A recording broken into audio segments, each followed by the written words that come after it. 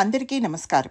కీర్తి కళానికేతన్ కళా సాంస్కృతిక సంస్థ సుమారు 32 సంవత్సరాల క్రితం దాదాపు 1990-91 ప్రాంతంలో సంస్థాపకులు శ్రీ భాగవతుల కుటుంబరావు గారి రచన దర్శకత్వంలో సంస్థ సభ్యులచే రూపొందించబడి హైదరాబాద్ దూరదర్శన్లో ప్రసారం గావింపబడి పలువురి ప్రశంసలు అందుకున్న వేలం అనే సింగిల్ ఎపిసోడ్ని మీ ముందుంచడానికి సంతోషిస్తున్నాం. దీనిని చివరి వరకు వీక్షించి మీ అమూల్యమైన అభిప్రాయాన్ని కమెంట్ రూపంలో తెలియజేయమని కోరుతున్నాం.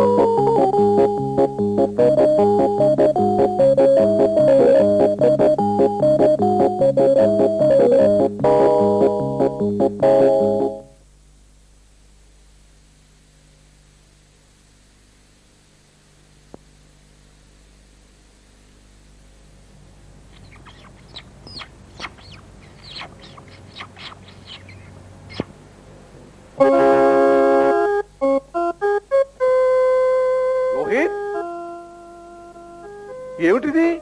ఎక్కడికి? నా మాట విన్నాను, వదిలేనన్నా, ఇంటికి వెళ్ళిపోదాం. ఏమిటి ఇంత దాకా వచ్చి రిజిస్ట్రేషన్ కూడా అయిన తర్వాత ఇప్పుడు ఇంటికి వెళ్దామంటావా? నీకేమైనా మతుండి మాట్లాడుతున్నావా? ఇప్పుడు కాదు, ఈ ప్రసక్తి మీరు తెచ్చినప్పటి నుంచి అంటూనే ఉన్నాను, నాకు ఇక్కడికి రావటం ఇష్టం లేదని.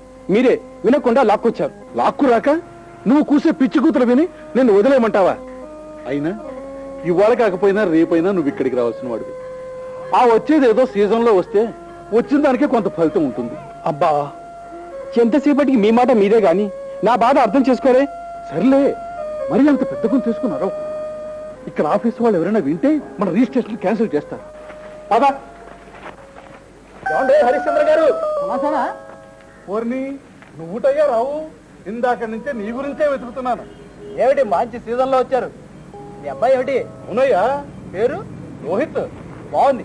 ఏం చదివాడు? ఏమిటి? ఇంజనీరు. ఓయబ్బో, మీ అబ్బాయి ఇంజనీరు, మీరు మంచి ఆస్తిపరులు. ఇంకే ఏ గ్రేడ్ సరికి అన్నమాట? ఏ గ్రేడే గాని కాస్త ఇచ్చుకోగల వాళ్ళు ఎవరైనా వస్తున్నారంటావా? రారుటండి మరి, పైగా మంచి సీజన్ లో వచ్చారాయే.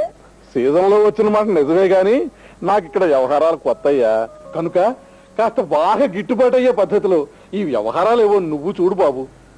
నా పెళ్లి మీ నాన్న సెటిల్ చేశారు, వీడి పెళ్లి నువ్వు సెటిల్ చెయ్యాలి. ఏమిటి, మా నాన్న రోజులకి ఈ రోజులకి పెళ్లిళ్ళ సెటిల్మెంట్ లో పోలిక? అప్పుడు ఆయన అంతా పెళ్లిళ్ళ పేరయ్యా అనేవాడు. చొక్కా లేకుండా తుండు కూడా బుధాన్ని వేసుకుని బెరకేసుకుని సైకిల్ తొక్కుకుంటూ తయారయ్యేవాడు. మధ్య మధ్యలో అదే పన్నట్టు నస్యం పీల్చేవాడు. వెళ్ళిన చోటల్లా అమ్మ దాహానికి ఒక గ్లాసులు మజ్జిగిప్పిస్తారా అని కక్కుర్తి పడేవాడు. మరి ఇప్పుడు ఇక్కడ వ్యవహారం అంతా టెక్నికల్. ఈ మార్కెటింగ్ ఆర్గనైజేషన్ లో ఈ ఉద్యోగానికి మాకు కోర్సు, ఓ సంవత్సరం అప్రెంటిస్షిప్. ఇంతకీ ఇక్కడ నీ ఉద్యోగం ఏమిటి బాబు? నా డిజిగ్నేషన్ ఎంఎస్ఓ. ఎంఎస్ఓనా అంటే? Marriage settlement officer. నేను గ్రేడ్ 1 లేండి. అవునా బాబు, నీ పుణ్యం ఉంటుంది.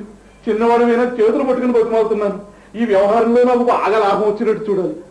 ఈ కష్టం ఉంచుకోననుకో. అలాగే చూస్తాను గాని దానికంత డొంక తిరుగుడు అనవసరం. లోపల పెట్టు. 5%. 5% అంటే? అంటే మీకు నేను చూపే లాభంలో 5% నాకు. అమ్మో, 5%? అంతే, బేరం లేదు. ఆహారం దగ్గర వ్యవహారం దగ్గర నాకు మొహమాటం లేదు. నాకు చాలా పని ఉంది, వస్తాను. సరేనయ్యా, నువ్వు అన్నట్టు 5% ఇచ్చుకుంటాను. అలా బాగుంది, కూర్చోండి. నేను ఇక్కడ ఏం చేయాలో, నువ్వు నాకు లాభం ఎలా చూపిస్తావో చెప్పు బాబు. ఇంకా సేపట్లో ఇక్కడ వేలం జరుగుతుంది. వేలంలో ఎక్కువ పాట పాడిన ఆడపిల్ల తండ్రిని, పెళ్లి కొడుకు తండ్రిని మా దగ్గరే పంపుతారు. ఫైనల్ సెటిల్మెంట్ మా దగ్గరే. మనదంతా టెక్నికల్. మరైతే అప్పుడు నువ్వు నాకు చూపించే లాభం ఏముంది? వేలంలో ధర ఎలాగో ఫిక్స్ అయిపోతుంది కదా. అదే మీ పొరపాటు. వేలంలో ఫిక్స్ అయ్యేది ఏమిటి? క్యాష్ ప్రైస్ అంటే రొక్కం రూపంలో ధర. మరి వీటి మాట ఏమిటి? అబ్బాయికి car, VCR, fridge, cooler, furniture, పౌరుల చదువుకు ఖర్చులు. ఇక చెప్పకండి ఆడపడుతులు కష్టాలు అవుతాడు కూడా మీరు. ఏదో సావి చెప్పినట్లు నేను ఏదో పెద్ద లెవెల్ విషయాల గురించి చెబుతూ ఉంటే మీరు మరీ లేకి కోరికల్లో తీరుస్తారు. అవును బాబు, అవును. నేనేదో పాతకాలం వాణ్ణి, నువ్వే కరెక్టు. మరి ఏమనుకున్నారు? మనదంతా టెక్నికల్. సరే, నువ్వన్న పద్ధతిలోనే ఈ వ్యవహారం అంతా నీ చేతులతో జరపాలయ్యా. అలాగే మీ వేలం అవగానే పెళ్లి కూతురు తండ్రితో కలిసి మీ రిజిస్ట్రేషన్ ఫారాలు తీసుకుని ఇక్కడికి రండి. తర్వాత వ్యవహారం నేను చూసుకుంటాను. పెట్టలయ్యా? Yes sir. తీసుకెళ్ళు. వెళ్ళి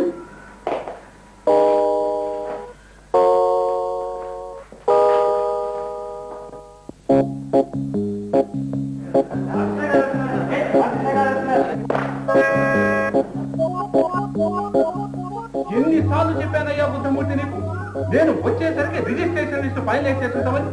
నేను వచ్చిన తర్వాత నన్ను చూసి తాపిగా మొదలెడతావా? ఈ రోజే నీకు ఫైనల్ వార్నింగ్. రేపటి నుంచి కూడా ఇలాగే చేశావో జాగ్రత్త, చెండుకు తింటా. నేను తలస్తే. సారీ సార్, పొరపాటు అయిపోయింది. రేపటి నుంచి మీరు వచ్చేసరికి లిస్ట్ తయారు చేస్తారు. సర్లే, ఇది రోజు పాడే పాటేగా అరిగిపోయిన గ్రామ్ ఫోన్ రికార్డులా. చెప్పడానికి నీకు సిగ్గులేదు, వినడానికి నాకు సిగ్గులేదు. ఇలా పగలే file.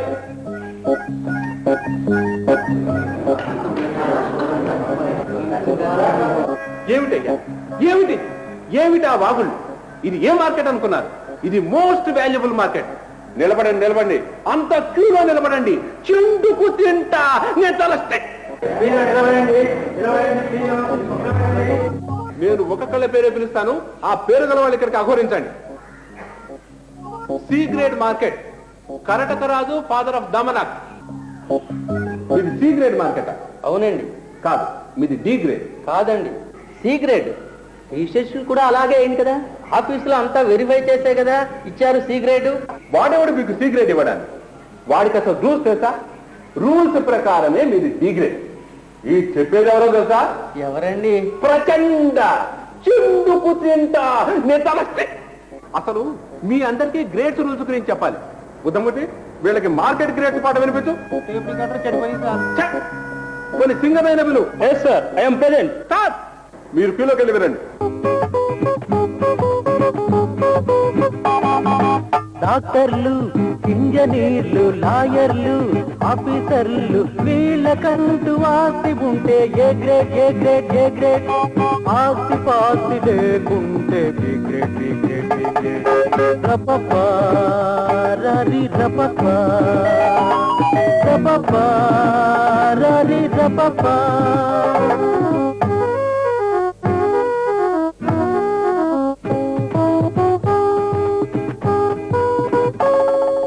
UDC, stenographer, head clerk, accountant, వీళ్ళకంటూ ఆస్తి ఉంటే B grade, B grade, B grade.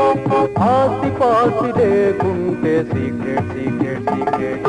రపపా రరి రపపా, రపపా రరి రపపా.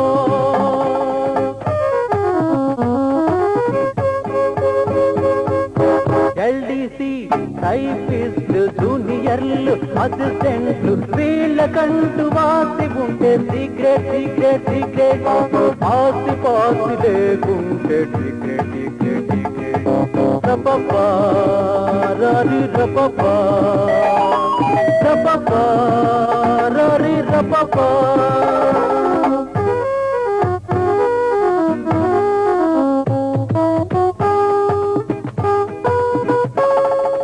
హెల్పర్లు, అటెండర్లు, క్లీనర్లు, స్వీపర్లు, వీళ్ళకంటూ ఆస్తి ఉంటే D grade, D grade, D grade. ఆస్తి పాస్తి లేకుంటే ఈ గ్రేడ్, ఈ గ్రేడ్, ఈ గ్రేడ్. రపపా రరి రపపా, రపపా రరి రపపా. విన్నారా? ఇవి రూల్స్. విన్నామండి బాబు. అంతకు ముందే అప్లికేషన్ తో పాటు ఇచ్చిన రూల్స్, రెగ్యులేషన్స్, గ్రేడ్స్ షీటు చదివాం. కాస్త మీరు కూడా నేను చెప్పేది వినండి. మా అబ్బాయి దమనక్ ఆఫీస్ లో ఎల్డీసీ. మాకు తగినంత ఆస్తి కూడా ఉంది కాబట్టి మాది సి గ్రేడ్. ఆ విషయాన్ని మీరిద్దరూ జంట కవుల్లా చెప్తే చాలు. మీకున్న పొలాలు ఇళ్ళకి మీకు సి గ్రేడ్ ఇచ్చేంత మార్కెట్ వాల్యూ లేదు. కావాలంటే చూడండి, ఈ రూల్స్ బుక్ చూడండి. నేను బోల్తా పండు చెండుకు తింటా, నేను చాలా strict.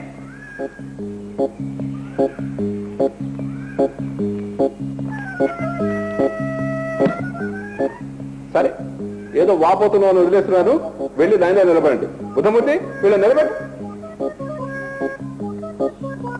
Next B grade market, Soujanyarao father of Uddan. అదేమిటి నువ్వు ఒక్కరివే వచ్చావేమిటి? నువ్వు పెళ్లి కొడుకువే తండ్రివే? నేను పెళ్లి కొడుకుని, నా పేరు ఉద్దన్. మరి మీ ఫాదరు రాలేదు. అయితే ఈ ఫామ్స్ తీసుకెళ్ళి ఇంకో రోజు మీ ఫాదర్తో రా. ఆయన రాలేరు సార్. ఎందుకు? సరే, తప్పట్లేదు కాబట్టి చెప్పేస్తున్నాను. మా ఫాదర్కు అసలు ఈ మార్కెట్కి రావడం ఇష్టం లేదు సార్. ఈ మార్కెట్కి రాకపోతే నీ పెళ్లి ఎలా చేస్తాట? ఆదర్శ వివాహం చేసుకోవాలంటే నేను అఘోరించలేకపోయాడు. ఎందుకు ఆయన పేరు ఏమిటన్నావు? ఏం చేసుకుంటాడు? పేరు సౌజన్యరావు. ఇక చేసే పని అంటారా, కందుకూరి గురజాడ ఈ లెవెల్ పుస్తకాలే ఎప్పుడూ చదువుతారు ఆయన. అది నీ కర్మ. నువ్వు లక్ష్య చెప్పు, అరిచి గీ పెట్టు. ఇక్కడ మాత్రం నీకు ఎంట్రన్స్ లేదు. మరి అయితే నాకు గతి ఏమిటి సార్? చాపే గట్టి నీకు. పోయి ఓపెన్ మార్కెట్ లో ట్రై చేసుకో. ఓపెన్ మార్కెట్ కి జనాలు ఎవరు వస్తారు సార్? చూడు, ఇందాక నుంచి చూస్తున్నాను, ఊరికే అనవసరమైన వాగుడు వాగుతూ నా టైం అంతా వేస్ట్ చేస్తున్నావు. మీ ఫాదర్ అయినా రావాలి, పవర్ ఆఫ్ అటార్నీ అయినా రావాలి. చూడు, ఈ రూల్స్ బుక్ చూడు. నేను బోల్తా పండు చెండుకు తింటా, నేను చాలా strict.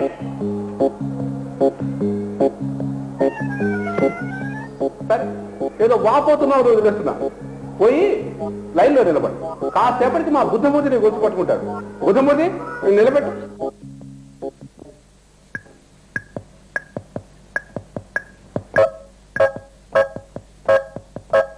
A grade market, Harishchandra father of Lohit.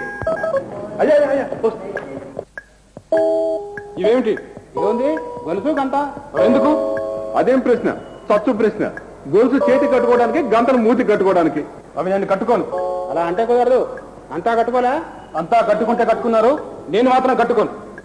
అయితే ఎంత చక్క ఇంటికి వెళ్ళి ఫోన్ చేసి పడుకో. నీ రిజిస్ట్రేషన్ క్యాన్సిల్. అయ్యా అంత మాట అరకండి, నేను నచ్చ చెప్తాగా. ఏమిటయ్యా నువ్వు నచ్చ చెప్పేది? అసలు ఇలా రూల్స్ కు విరుద్ధంగా ప్రవర్తిస్తే ఈ ఫైల్లో బ్లాక్ మార్క్ రాసి లిటిగేషన్ డిపార్ట్మెంట్ కి పంపానంటే దెబ్బకి మీ గ్రేడ్ దిగుతారు, ఏ నుంచి బీకి. అప్పుడు ఎంత గింజుకున్నా లాభం లేదు. ఏదో పీపీ రావు రికమెండేషన్ అనుకుంటున్నా. బాబు అంత పని చేయకండి. ఒరే, నోరు మూసుకుని కట్టుకుంటావా లేదా? కావాలంటే నోరు మూసుకుంటాను. అసలు నోరు మూసుకోవడానికేగా గంతలు. నేను నోరు మెదపను. కదలకుండా ఉండటానికేగా గొలుసు. నేను కదలను, కానీ అవి కట్టుకోను. చూడు, కావాలంటే నోటికి గంటలు కట్టుకుని మాట్లాడు, గాత్ర కచేరీ చెయ్యి, చేతికి గొలుసు వేసుకుని కథాకళి డాన్స్ చెయ్యి, కానీ అవి కట్టుకోవాల్సిందే. రూల్స్ అంటే రూల్సే. ఈ చెప్పేది ఎవరో తెలుసా? ప్రచండ చిండుకు తింటా, నేను చాలా స్ట్రిక్ట్. సార్ మీరు శాంతించండి సార్. ఒరే, నువ్వు కట్టుకుపోయి ఉంటా నా మీద ఒట్టే.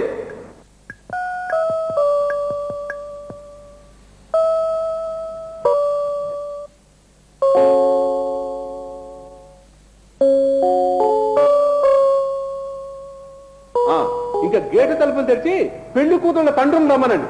అయ్యా, మీకు ఈ వింగ్ తప్ప ఇంకేం దొరకలేదా? మొత్తం 50 వింగ్స్ ఉన్నాయి ఈ మార్కెట్లో. మీ కర్మగాలి ఈయన చేతిలో పడ్డారు. మా సంగతి సరేనయ్యా, అదేదో ఒక రోజు వ్యవహారం. పాపం నిన్ను చూస్తుంటే నా గుండె తరుక్కుపోతుంది. నీకు నిత్యం ఈ మహానుభావుడు సేవ తప్పదు కదా. నేను రాటు వేరిపోయాను సార్. నేను ఉద్యోగంలో చేరుతూనే ఈయన చేతిలో పడ్డాను. అప్పటికి ఇప్పటికి సగం అయ్యాను. అదేం పాపం? మరి ఈయన రోజు చెండుకు తింటుంటే సగం అవక ఇంకెలా ఉంటాను సార్? సాధ్యమైనంత తొందరగా ఇంకెక్కడికైనా ట్రాన్స్ఫర్ చేయించుకోను ఆయన, లేకపోతే కొంతకాలానికి అసలు మిగలవు. అన్నట్టు ఇది గొలుసు పట్టుకోవాలి కదా, మర్చిపోయాను. ఆయన చూశాడంటే చెండుకు తింటా. ఒక్కొక్కళ్ళే క్యూలో వెళ్ళండి. పెళ్లి కొడుకులో బయోడేటా కాగితాలు తీసుకోండి, వెళ్ళండి. సార్, మా నాన్నగారు రాలేదు సార్, ఆథరైజేషన్ లెటర్ ఇచ్చారు.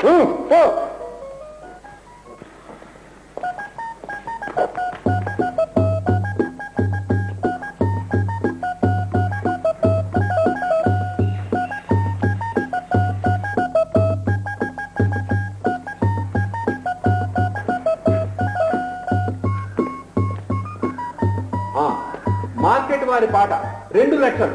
2,05,000, 2,20,000, 2,5 లక్షలు, 2,75,000, 3 లక్షలు, 3,25,000, 3,50,000. మీ పేరు? సుందరయ్య గారు. సుందరయ్య గారి పాట 3,50,000. మొదటిసారి, రెండోసారి, మూడోసారి. ఈ కాగితాలు తీసుకుని ఎంఎస్ఓ డిపార్ట్మెంట్ పైకి వెళ్ళండి. మిగతా లాంఛనా సెటిల్మెంట్ అక్కడే. వెళ్ళండి. నెక్స్ట్.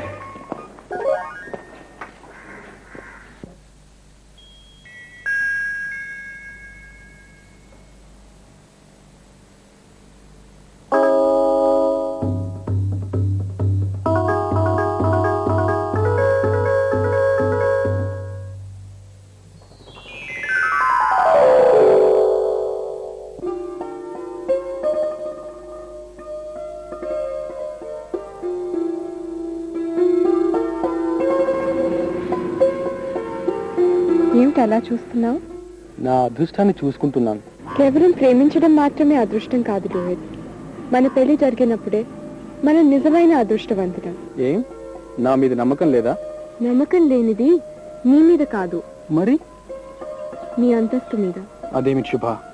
అవును లోహిత్, నీదో పెద్ద భవంతి, మాదో చిన్న అద్దె ఇల్లు. అంత అగాధ ఉంది మన ఇద్దరి మధ్య. చూస్తూ చూస్తూ నన్ను మీ వాళ్ళు నీ భవంతిలోకి రానిస్తారా? రానివ్వకపోతే నేనే నీ చిన్న అద్దెలు దగ్గరకు వచ్చేస్తా. నమ్మమంటావా? ప్రామిస్. ఇచ్చి శుభ, నీకెందుకంత భయం? మరి మీ నాన్నగారు కాదంటే? బ్రహ్మదేవునైనా లక్ష్య పెట్టాను. వాళ్ళ మాటలకి లొంగిపోయి అపురూపమైన నిన్ను, నీ ప్రేమని వదులుకునేంత మూర్ఖుని కాదు నేను. శుభ, అమ్మా శుభ, ఏమిటమ్మా ఇక్కడే ఆగిపోయావు? నాన్న, నేను లోహిత్ అని చెప్పానే, అతనే నాన్న అక్కడ నిలబడ్డాడు. అతనిది ఏ గ్రేడ్ అమ్మా? మన తాహతో డి గ్రేడ్. మనకు అందలేనంత దూరంలో ఉన్నాడమ్మా అతను. ఆయన చాలా మంచివారు నాన్న. మీరు వెళ్ళి అడిగితే తప్పకుండా ఒప్పుకుంటారు. నీ పిచ్చి గాని ఆ స్థాయిలో ఉన్న వాళ్లకు మన మాటలు వినపడతాయా? అయినా నీ ఆశ నేను ఎందుకు కాదనాలి? అడిగొస్తావు.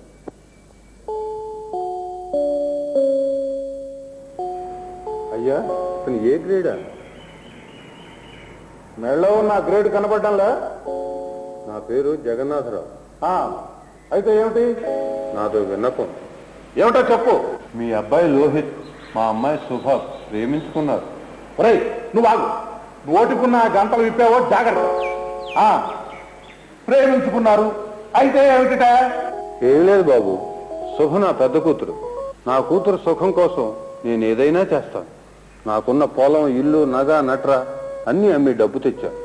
అయితే డి గ్రేడ్ ధర కన్నా ఎక్కువ ఇచ్చే స్థితిలో నేను లేను. నా మీద దయ్యుంచి మీరు మీ గ్రేడ్ తగ్గిస్తే నేను సంతోషిస్తాను బాబు. చిచ్చే, బేదర్పులు నువ్వును. అసలు ఈ వేలంలో నువ్వు పాల్గొనడానికి వీల్లేదు. బాబు అలా అనకండి. నాయన లోహిత్, నువ్వైనా చెప్పు బాబు. ఏమిటయ్యా మావాడికి ఎసరు పెడుతున్నావు? ఆఫీసర్ గారు, ఆఫీసర్ గారు, ఏమిటి ఏమిటి ఏమిటి విషయం? ఈయన చూడండి, డి గ్రేడ్ మార్కెట్ కోసం వచ్చాట. ఏ గ్రేడ్ నుంచి నేను డి గ్రేడ్ కి దిగాలట. పైపొచ్చి మా వాడు రెచ్చగొడుతున్నాడు. ఏమిటి రెచ్చగొట్టడమే? రూల్స్ కు విరుద్ధంగా నడుస్తావా? ఎలాంటి పరిస్థితుల్లోనూ గ్రేడ్ దిగటం అనేది కుదరదు. నేనెవరో తెలుసా? ప్రచండ చెండుకు తింటా నెట్టలస్తే. బుద్ధమూర్తి, నేను బయటకు వెళ్తూ. నాన్న, ఎందుకు ఇలా ప్రాధాన్యపడతారు? అర్థం చేసుకోలేని క్రూర మృగాలు మా చారణ్య రోజులు ఎందుకు? రండి, మనమేమంత దిగజారిన వాళ్ళం కాదు.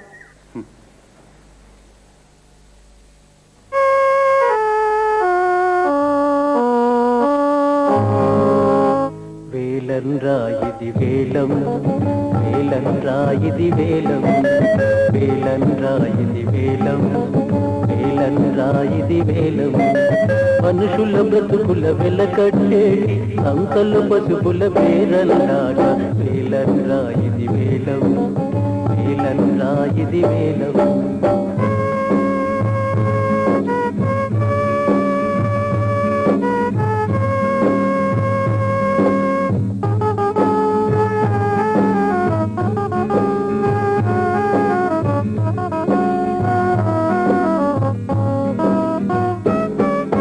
మనసు మనసులకిక్కడ మనుగడ లేదు. మానవత్వమను మాటే కరువు, మనసులకిక్కడ మనుగడ లేదు. మానవత్వమను మాటే కరువు. వివాహమంటే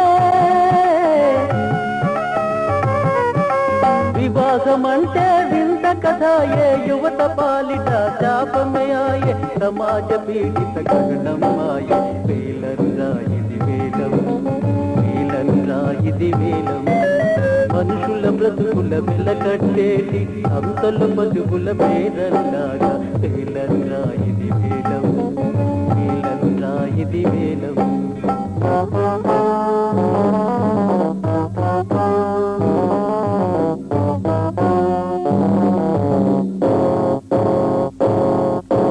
యువతరానికిది పరీక్ష సమయం, స్తబ్దత వీడి చేయాలి సమరం. దురాశవాదులకిది చరమాంకం, నవయుగానికిది నాంది వాక్యం. నవయుగానికిది నాంది వాక్యం, నవయుగానికిది నాంది వాక్యం.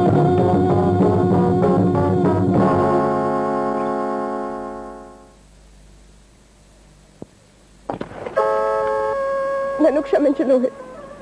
ఆ రాయి నీకు తగులుతుంది అనుకోలేదు. ఈ వరకట్న వ్యవస్థ మీద వేసిన రాయి నీకు తగిలింది. ఆ రాయి తగలాల్సి చుటే తగిలింది శుభ. అమ్మా, ఈ వరకట్న వ్యవస్థ అంటే ఏమిటి?